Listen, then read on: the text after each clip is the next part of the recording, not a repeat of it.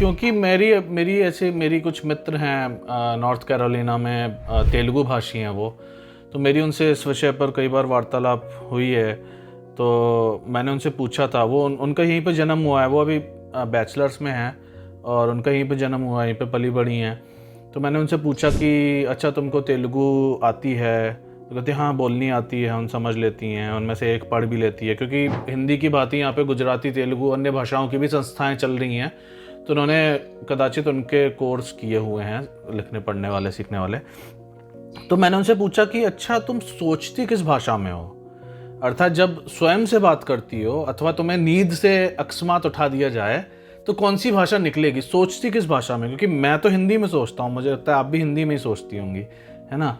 तो उन्होंने कहा कि नहीं, वो सोचते तो हम तेलुगु, वो अंग्रेज़ी में हैं, वो तेलुगु में नहीं है।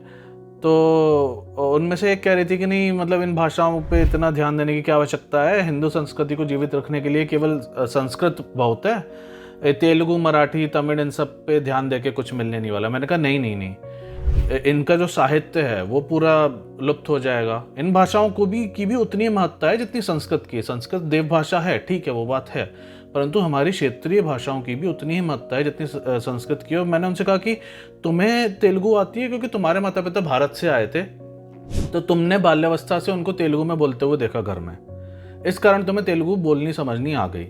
परंतु जो तुम्हारे बच्चे आएंगे, क्योंकि तुम पूरे दिन अंग्रेजी में बोलती हो, और इसकी कितनी संभावना है कि तुम्हारा किसी तेलुगु भाषी से विवाह होगा? बहुत कम संभावना है ना इसकी, क्योंकि अब तो इंडियन अमेरिकन तो तमिल, हिंदी भाषी कोई भी हो सकता है। तो तुम्हारे जो बच्चे होंगे वो बाल्यावस्था से अंग्रेजी सुनते हुए बड़े होंगे, तो उनको तो तेलुगु आएगी नहीं। बहुत अधिक तुमने ध्यान दिया तो समझनी थोड़ी बहुत आ जाएगी दादा दादी, नाना नानी से बात करके, परंतु उनको बोलनी नहीं आएगी, लिखनी कतार से।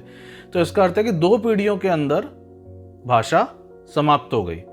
इनमें से एक के माता पिता तेलुगु माध्यम में पढ़े हैं, तेलुगु मीडियम स्कूल में उन्होंने अपनी पढ़ाई की है, और 2 पीढ़ियों के अंदर वो भाषा यहाँ पे समाप्त हो जाएगी, लुप्त हो जाएगी।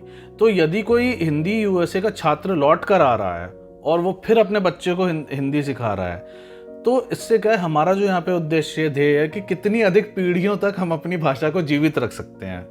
मुझे तो यही लगता है, यही उद्देश्य है ना हमारा, कि कितनी अधिक, क्योंकि 2 या 3 4 पीढ़ियों में लुप्त हो गई तो दुख की बात है।